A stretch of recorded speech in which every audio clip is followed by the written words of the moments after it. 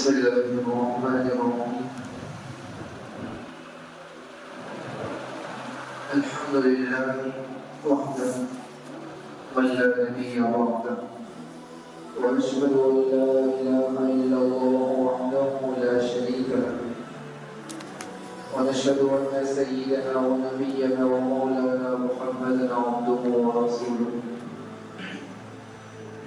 أما بعد فأعوذ بالله من الشيطان الرجيم بسم الله الرحمن الرحيم قد نرى تقلب وجهك في السماء صدق الله العظيم وصدق رسوله النبي الأمين الكريم ونحن على ذلك لمن الشاهدين والشاكرين والحمد لله رب العالمين. اللهم صل على محمد وعلى آل محمد كما صليت على إبراهيم وعلى آل إبراهيم إنك حميد مجيد.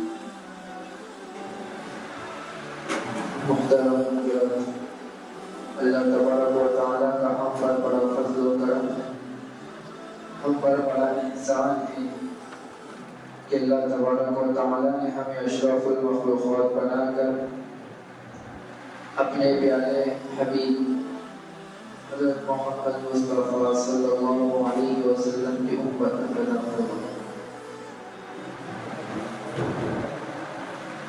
سید الاولین والآخرین امام الانبیاء حضرت محمد مصطفیٰ صلی اللہ علیہ وسلم محبوب کل جہاں۔ آپ نے پچھلے دو جمعے میں نبی علیہ السلام کی ولادت کے بارے میں سنا۔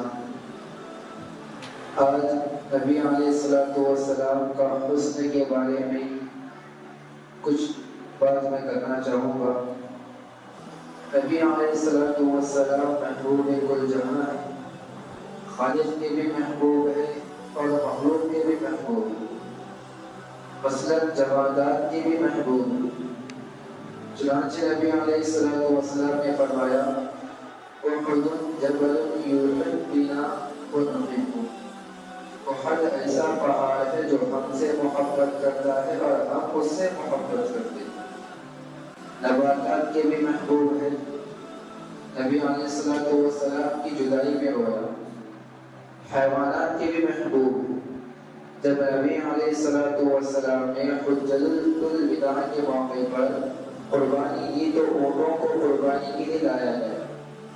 حدیث پاک میں ہے کہ اونٹ ایک دوسرے سے آگے بڑھنے کے لیے اپنی گردنوں کو لمبا کر دیتے تھے تاکہ آقا ہمیں پہلے قبول فرمائے، تاکہ آقا کے ہاتھ سے ہم پہلے ذبح ہو جائیں۔ انسانوں کے بھی محبوب ہیں، صحابہ کرام رضوان اللہ علیہم اجمعین کی پوری جماعت نبی علیہ السلام کے اشعار کی جماعت، عاشق تھے پورے صحابہ، جنہوں کے بھی محبوب ہیں۔ اس لیے جنہوں نے آ کر آپ صلی اللہ علیہ وسلم کے ہاتھ پر اسلام قبول کیا اور نبی علیہ السلام کے عشق میں شمولیت حاصل کی۔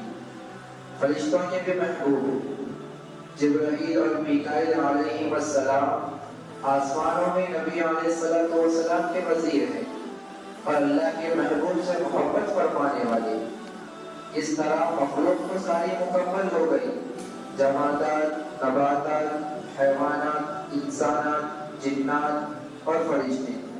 اب رہ گئی اس پروردگار عالم کی ذات بابرکت، تو اس نے تو اعلان فرما دیا اے میرے محمد صلی اللہ علیہ وسلم آپ میرے محبوب ہیں۔ اس لیے نبی علیہ السلام محبوب کل جہاں۔ آپ کی ذات گرامی کے بارے میں علم جتنا زیادہ ہوگا ہمارے علم میں اتنی ہی محبت بڑھے گی۔ اسی لیے کہ کوئی آدمی اس وقت تک ایمان والا نہیں ہو سکتا جب تک کہ اس کے دل میں نبی علیہ السلام کی محبت باقی دنیا کی محبت کا غرض میں نہ جائے۔ یعنی دنیا کی جو محبت ہے، ماں باپ ہے، اس کے والدین ہیں، بھائی بہن ہیں، جو بھی دنیا کے لوگ ہیں، وہ دنیا کی چیزیں ہیں، وہ نبی علیہ السلام سے کم ہونی چاہیے، یعنی اس سے محبت کم ہونی چاہیے، نبی علیہ السلام سے محبت زیادہ ہونی چاہیے، تو اس وقت اس کا ایمان مکمل ہوگا۔ لا يؤمن احدكم حتى اكون احب اليه من والده وولده والناس اجمعين۔ تم میں سے کوئی بندہ بھی اس وقت تک مومن نہیں ہو سکتا جب تک کہ میں اس کے یہاں اس کے باپ اور اس کی اولاد اور تمام لوگوں سے زیادہ محبوب نہ ٹھہر جاؤں۔ اب اس محبت کو بڑھانے کے لیے آج نبی علیہ السلام کا صرافت کا تذکرہ کرنا ہے۔ اللہ رب العزت نے اپنے پیارے حبیب صلی اللہ علیہ وسلم کو وہ حسن و جمال عطا کیا کہ جس کی کوئی مثال نہیں ملتی۔ علامہ قرطبی رحمۃ اللہ علیہ نے کسی بزرگ کا قول نقل کیا ہے، وہ فرماتے ہیں لم یظہر لنا تمام حسنہ صلی اللہ علیہ وسلم لأنه لو ظهر لنا تمام حسنہ لما اطاعت اعیننا رؤیتہ۔ اللہ تعالیٰ نے نبی علیہ السلام کے حسن کو بے مثال کو ہمارے لیے پورا ظاہر نہیں فرمایا، کیونکہ اگر اس سارے حسن کو ظاہر فرما دیتے تو ہماری آنکھوں میں استطاعت ہی نہیں تھی کہ ہم محبوب کا دیدار کر سکیں۔ لہذا اللہ رب العزت نے اپنے پیارے حبیب صلی اللہ علیہ وسلم کے حسن کو کم ظاہر فرمایا، چنانچہ اب اس حسن کو الفاظ میں بیان کرنا بہت مشکل تھا۔ تو آج کی اس محفل میں اسی حسن بے مثال کا تذکرہ کرنے کے دو مقصد ہیں۔ نمبر ایک مقصد تو یہ ہے کہ جب آقا کا ذکر ہوگا تو یہ ایسا ہی ہے جیسے آپ سے ملاقات ہوگی، اور دوسری وجہ یہ ہے کہ ہمارے دل جب اچھی طرح آپ صلی اللہ علیہ وسلم کے حسن و جمال کے بارے میں جان لیں گے تو پھر آنکھ میں دنیا کے حسینوں کی کوئی قدر نہیں رہے گی، پھر ساری محبت اللہ کے لیے اور پھر اللہ کے پیارے حبیب صلی اللہ علیہ وسلم کے لیے ہوگی۔ اب آئیے ہم بچپن سے شروع کرتے ہیں نبی علیہ السلام کی۔ حلیمہ سعدیہ رضی اللہ عنہا ارشاد فرماتی ہیں جب میں اس بچے کو لینے کے لیے اس گھر میں گئی تو وہ آرام کر رہا تھا اور اس کے اوپر ایک کپڑا ڈالا گیا تھا۔ میں نے سوچا کہ میں بچے کی شکل تو دیکھوں، تو فرماتی ہیں کہ میں نے اس کے حسن و جمال کو دیکھ کر گھبرائی کہ اس بچے کی کہیں آنکھ نہ کھل جائے، چنانچہ میں آہستہ آہستہ اس سے قریب ہوئی اور میں نے بے اختیار اپنا ہاتھ اس بچے کے سینے پر رکھ دیا۔ وہ بچہ مسکرا دیا اور اس نے میری طرف دیکھ کر مسکراتے ہوئے آنکھیں کھولی۔ اس کی آنکھوں سے ایسا نور نکلا کہ وہ اس سے لے کر آسمان تک پھیل گیا۔ اللہ کے حبیب صلی اللہ علیہ وسلم ابھی بچپن میں ہیں، یہ بچپن کے زمانے کے کمالات ہیں جو حلیمہ سعدیہ فرماتی ہیں۔ جب میں اس بچے کو لے کر اپنے گھر میں داخل ہوئی تو بنو سعد کے گھرانے میں کوئی ایسا گھر نہیں تھا کہ جس گھر والوں نے اس کی مشک جیسی خوشبو نہ سونگی ہو۔ میرے آقا کی خوشبو پورے قریے میں پھیل گئی، پورے گاؤں میں پھیل گئی۔ صحابہ کرام رضوان اللہ علیہ مجمعین نے نبی علیہ السلام کے حسن و جمال کو اپنے انداز میں بیان کیا۔ ہر بندے کے اپنے اپنے تاثرات ہوتے ہیں، کوئی کسی چیز سے تشبیہ دیتا ہے، کوئی کسی چیز سے تشبیہ دیتا ہے۔ جبیر بن معطب رضی اللہ عنہ وہ صحابی ہے جن کے بارے میں نبی علیہ السلام نے فرمایا مکے میں 4 بندے ایسے ہیں کہ میرا دل چاہتا ہے کہ وہ شرک کو چھوڑ کر دین اور اسلام کو قبول کر لیں۔ یہ نبی علیہ السلام کی تمنا تھی۔ ان 4 افراد میں سے ایک جبیر بن معطب رضی اللہ عنہ بھی تھے، ان کے والد کا نام معطب تھا۔ یہ جبیر رضی اللہ تعالی عنہ نبی علیہ السلام سے بدر کے قیدی چھڑوانے کی بات کرنے کے لیے آئے، تو نبی علیہ السلام نے ان کو دیکھ کر کہا اگر تمہارے باپ معطب زندہ ہوتے اور وہ مجھ سے ان کافروں مرداروں کے بارے میں بات کرتے تو میں ان سب کو آزاد کر دیتا۔ نبی علیہ السلام نے معطب کی اتنی زیادہ اہمیت کیوں بتائی؟ اس کی وجہ یہ تھی کہ ان کے نبی علیہ السلام پر 2 احسانات تھے۔ نمبر 1، جب قریش مکہ نے نبی علیہ السلام کو شعب بن ابی طالب میں بند کر دیا تھا تو اس میں سے نکلوانے میں سب سے مرکزی کردار معطب کا تھا۔ نمبر 2، جب نبی علیہ السلام طائف سے واپس تشریف لائے تو اہل مکہ نے آپ کو مکے میں داخل ہونے سے منع کر دیا تھا، تو معتب نے نبی علیہ السلام کو اپنی امان دی تو اللہ کے حبیب مکے میں تشریف لائے تھے۔ ان احسانات کی وجہ سے اللہ کے حبیب نے یہ بات ارشاد فرمائی، ابراہیم شریف کی روایت ہے کہ یہ جبیر رضی اللہ تعالیٰ فرماتے ہیں نبی علیہ السلام نے ہماری طرف توجہ فرمائی تو آپ کا چہرہ انور ایسا تھا جیسے کوئی چاند کا ٹکڑا ہوتا ہے۔ اور صحابی رضی اللہ عنہ نے چاند کے ٹکڑے کی مثال دی۔ برہ بن عازب رضی اللہ تعالیٰ عنہ ابن عمر رضی اللہ عنہ کے ہم عمر تھے، بدر میں ان کو چھوٹی عمر ہونے کی وجہ سے شرکت کی اجازت نہیں ملی تھی۔ یہ بڑے بہادر تھے، مشہور شہر رئی کے فاتح تھے، ان سے 300 زیادہ احادیث مروی ہے۔ یہ بھی نبی علیہ السلام کی حسن و جمال کو بہت مزے لے کر بیان کرتے تھے۔ وہ فرماتے ہیں انہو سئل اکان وجہ رسول اللہ مثل السیف قال لا بل مثل القمر۔ بخاری شریف کی حدیث ہے، ان سے پوچھا گیا کیا رسول اللہ صلی اللہ علیہ وسلم کا چہرہ انور تلوار کی طرح چمکتا تھا؟ تو انہوں نے جواب میں فرمایا نہیں، وہ تو چاند کی طرح چمکتا تھا۔ ایک صحابی رضی اللہ تعالیٰ عنہ نے چاند کا ٹکڑا کہا اور دوسرے صحابی نے چاند کے ساتھ تشبیہ دی۔ ام المؤمنین امی عائشہ صدیقہ رضی اللہ تعالیٰ عنہ کا نام 6 مشہور فقہاء صحابہ میں سے نبی علیہ السلام ان کے بارے میں فرمایا میری عائشہ آدھا دین ہے۔ مزید فرمایا کھانوں میں سے جو شریعت کو فضیلت حاصل ہے وہ عورتوں میں عائشہ صدیقہ رضی اللہ عنہ کو حاصل ہے۔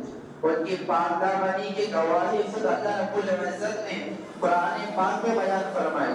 یہ حبیب خدا فرماتی ہے کان رسول اللہ صلی اللہ علیہ وسلم احسن الناس وجہا وانورهم لونا لم يصفه واصف قط الا شبہ وجهه بالقمر ليلة البدر۔ نبی علیہ السلام کا چہرہ سب انسانوں سے زیادہ خوبصورت اور ان کا رنگ سب سے زیادہ منور ہے۔ کوئی تعریف کرنے والا ان کی تعریف نہیں کر سکتا، اتنا کہہ سکتا ہے کہ ان کی تشبیہ 14ویں رات کے چاند کی طرح دی جا سکتی ہے۔ تو ایک صحابی رضی اللہ تعالیٰ عنہ کے چاند کا ٹکڑا کہا، دوسرے صحابی نے چاند کہا اور امی عائشہ صدیقہ رضی اللہ تعالیٰ عنہ نے 14ویں کا چاند کہا۔ سیدنا حسن رضی اللہ تعالیٰ عنہ نبی علیہ السلام کے نواسے اور صحابی ہیں۔ دونوں شہزادوں کے بارے میں نبی علیہ السلام نے فرمایا سیدہ شباب اہل الجنہ، ترمذی شریف کی حدیث ہے، دونوں جنت کے نوجوانوں کے سردار ہیں۔ ایک موقع پر نبی علیہ السلام نے حسنین کریمین رضی اللہ عنہما کو دیکھا تو فرمایا، بخاری شریف کی حدیث ہے ہما ریحان نتایا، یہ دونوں میرے پھول ہیں۔ جب نبی علیہ السلام نے پردہ فرمایا تو اس وقت حضرت حسن رضی اللہ عنہ کی عمر مبارک 7 سال تھی۔ ان کو بچپن کی کچھ باتیں تو یاد تھی مگر انہیں بڑی عمر کے صحابہ رضی اللہ عنہ سے پوچھنے میں زیادہ مزہ آتا تھا کہ میرے نانا جان کیسے تھے۔ ہند بن ابی حالہ رضی اللہ تعالیٰ عنہ ان کے رشتے میں ماموں تھے۔ خدیجۃ الکبریٰ رضی اللہ تعالیٰ عنہ کی جو پہلی شادی تھی ان سے ان کے ایک بیٹے تھے، ان کا نام ہند تھا۔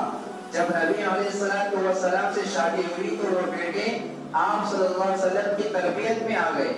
ایسے بچے کو تربیت کی وجہ سے ربیع کہتے ہیں، یعنی بیوی کے بیٹے پہلے خاوند سے، گویا رشتے میں تو بیٹے ہی بن گئے۔ خدیجۃ الکبریٰ رضی اللہ تعالیٰ عنہ سے نبی علیہ السلام کی اولاد بھی ہوئی، گویا فاطمہ الزہرا رضی اللہ عنہ کے بھائی بنے۔ ماں ایک تھی اس لیے حضرت حسن رضی اللہ تعالیٰ عنہ ان کو کہتے تھے میرے بابو ہند بن ابی حالہ۔ ان کے بارے میں فرماتے ہیں وَكَانَ وَصَافَ عَنْ حُلْيَةِ رَسُولِ اللَّهِ صلی اللہ علیہ وسلم، وہ نبی علیہ السلام کے صحابہ اور حسن و جمال کو مزے لے کر بیان کرتے تھے، اور میرے دل کی تمنا رہتی تھی کہ وہ میرے سامنے محبوب کا تذکرہ کرے تاکہ میری محبت نانا جان سے زیادہ ہو جائے۔ سیدنا حسن رضی اللہ تعالیٰ عنہ فرماتے ہیں کہ انہوں نے نبی علیہ السلام کے بارے میں فرمایا نبی علیہ السلام کا چہرہ انور اس طرح چمکتا تھا جس طرح کے 14ویں رات کا چاند چمک رہا ہوتا ہے۔ جابر بن سمرہ رضی اللہ تعالیٰ عنہ ایک صحابی ہے، کہ ایک مرتبہ نبی علیہ السلام کی خدمت میں حاضر ہوئے، 14ویں رات کا چاند چمک رہا تھا، مگر منظر اس طرح بنا کہ سامنے ایک طرف اللہ کے حبیب کا چہرہ انور ہے اور دوسری طرف 14ویں رات کا چاند ہے۔ اس منظر کو دیکھ کر فرماتے ہیں میں کبھی نبی علیہ السلام کے چہرے انور کو دیکھتا اور کبھی 14ویں رات کے چاند کو دیکھتا، مجھے دونوں میں فرق محسوس ہی نہیں ہوتا۔ میرے دل نے یہ فیصلہ کیا کہ اللہ کے حبیب آپ 14ویں رات کے چاند سے زیادہ حسین ہیں۔ آپ ویسے بھی علماء نے لکھا ہے کہ چاند کی روشنی تو مستعار تھی، لیکن اللہ کے حبیب کے چہرے کا نور ذاتی وصف تھا، اس لیے چاند سے تشبیہ نہیں دے سکتے، کیونکہ 14ویں رات کا جو چاند ہوتا ہے اس کی چمک ہوتی ہے صرف ایک رات تک ہوتی ہے، لیکن نبی علیہ السلام کا چہرہ انور کی جو روشنی تھی، جو چمک تھی چہرے پہ، وہ تو زندگی بھر کے لیے تھا۔ تو ہم چاند کے ساتھ نبی علیہ السلام کے چہرے کو تشبیہ نہیں دے سکتے تھے۔ انہیں جابر رضی اللہ تعالیٰ عنہ سے کسی نے پوچھا نبی علیہ السلام کا چہرہ انور تلوار کی طرح چمکتا تھا؟ تو جواب میں فرمایا نہیں، بلکہ آقا کا چہرہ انور تو چاند اور سورج کی طرح چمکتا تھا۔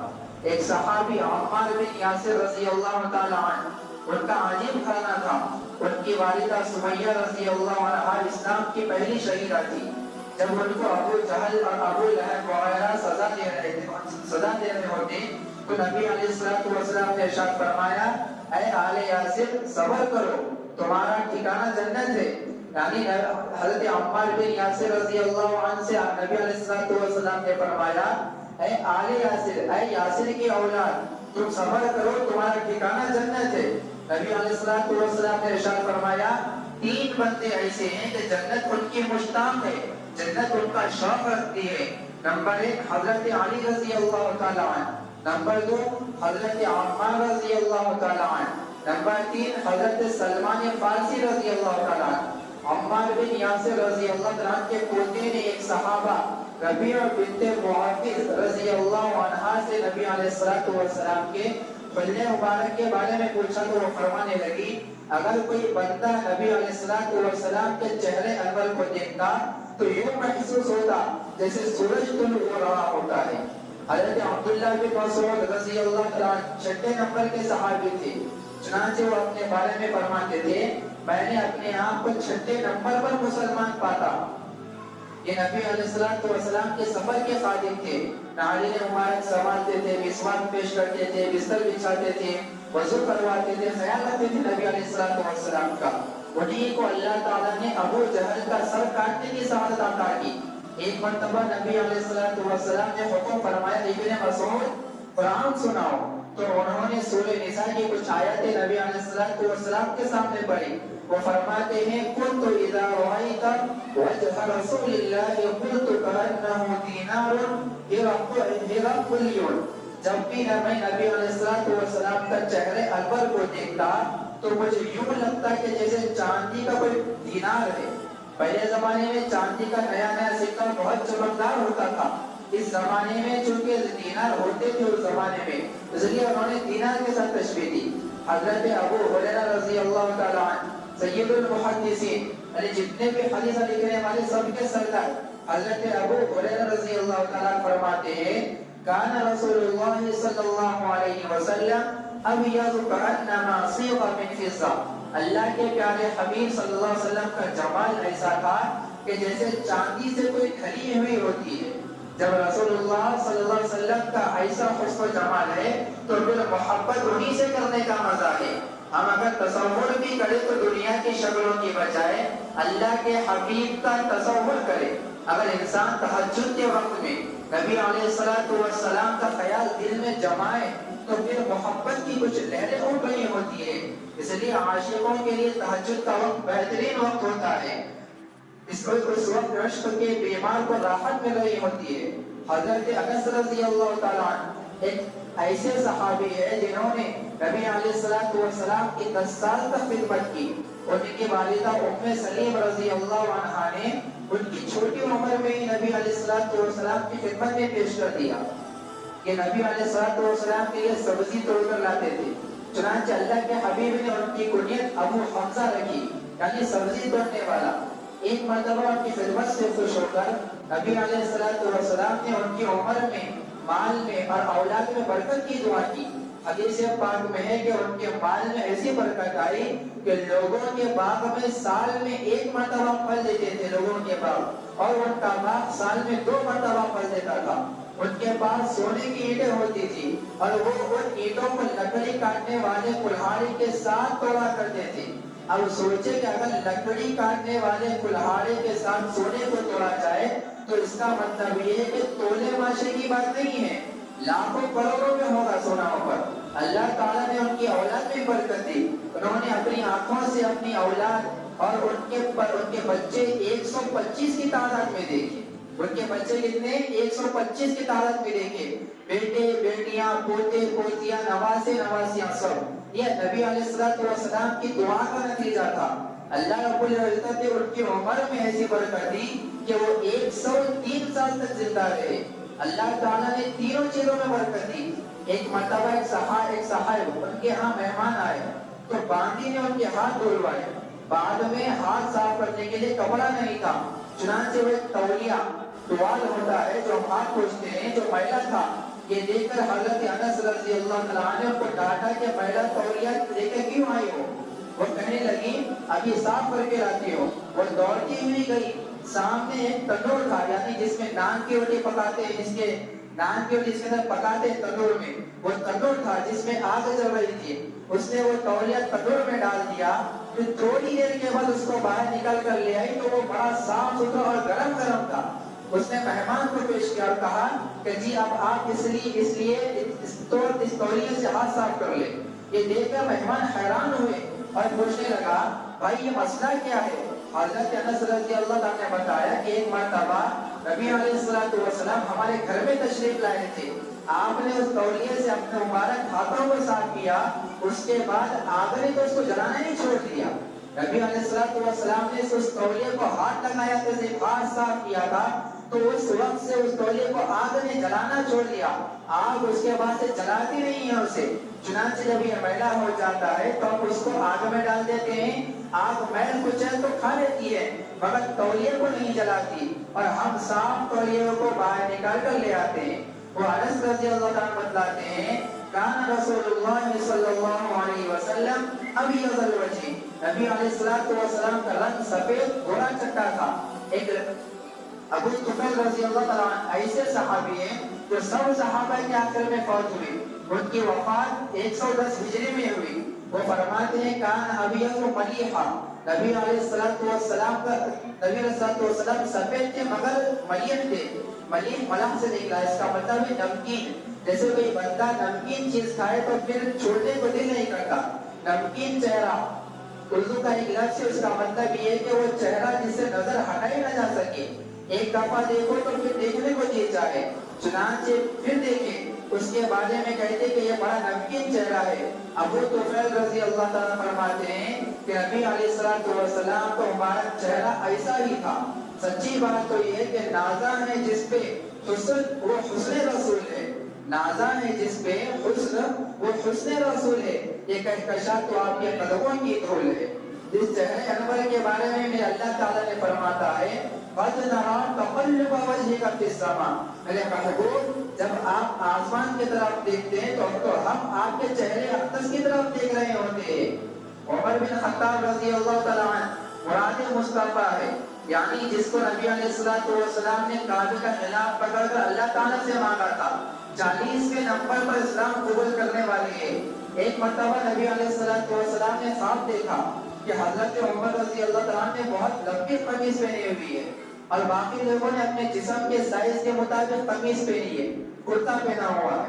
جب آپ نے خواب سنایا تو حضرت عمر سے پوچھا، حضرت عمر رضی اللہ عنہ نے نبی علیہ السلام سے پوچھا کہ اللہ کے نبی آپ نے خواب سنایا، تو حضرت عمر نے پوچھا اللہ کے نبی اس خواب کی تعبیر کیا ہوگی؟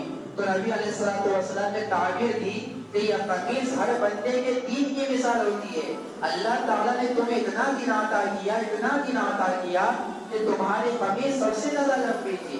حضرت عبداللہ بن مسعود رضی اللہ تعالیٰ فرماتے ہیں کان اسلام عمر فتحا وکان ہجرته نصرا وکان امارته رحمتا، حضرت عمر رضی اللہ تعالیٰ نبی علیہ السلام کے بارے میں فرماتے ہیں میرے بابا قربان، میں نے آپ سے پہلے اور بعد میں آپ جیسا خوبصورت انسان آج تک نہیں دیکھا۔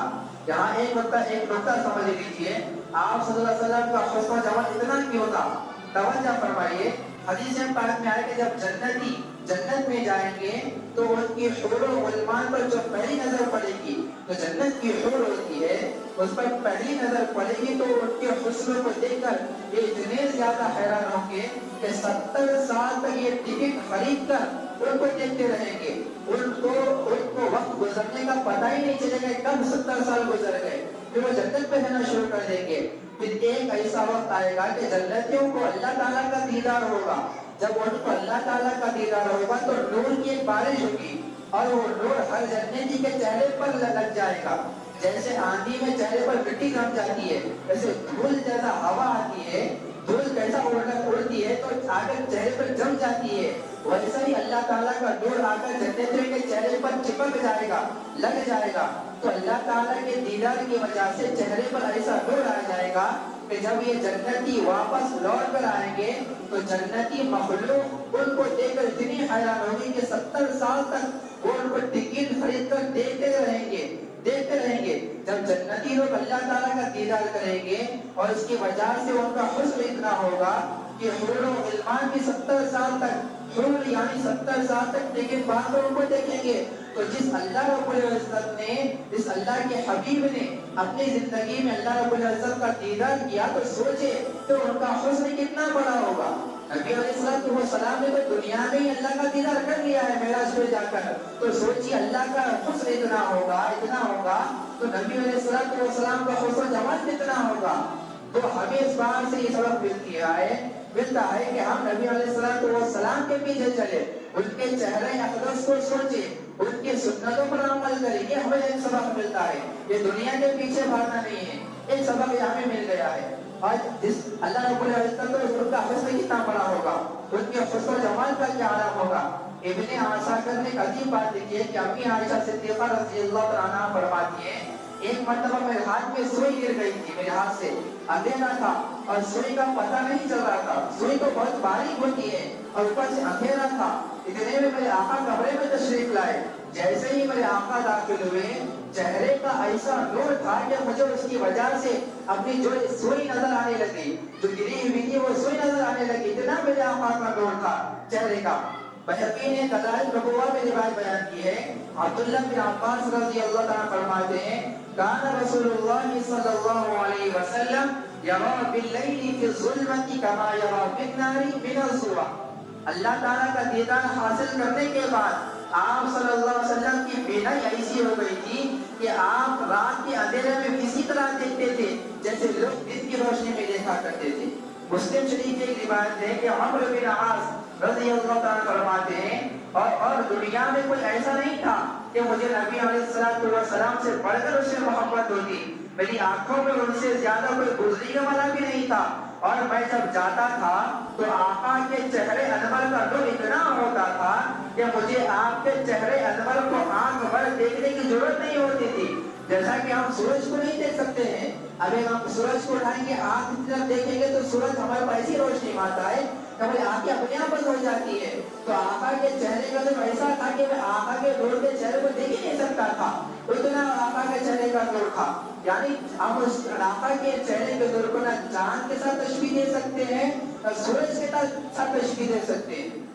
تو جواہر البحار میں حسان بن ثابت رضی اللہ عنہ کا فرمان ہے میں ایک مرتبہ نبی علیہ السلام کی خدمت میں حاضر ہوا، میرے آقا صلی اللہ علیہ وسلم کے چہرے پر ایسا نور تھا کہ میں نے اپنے ہاتھوں کو اپنی آنکھوں پر رکھ لیا کہ کہیں میری بینائی نہ چل جائے، کہیں میں اندھا نہ ہو جاؤں۔ جب دنیا میں سورج کو دیکھے تو آنکھ ٹاپ نہیں لگ سکتی، آنکھ سورج کو دیکھ ہی نہیں سکتی دنیا میں، آقا کے چہرے کا نور ایسا تھا۔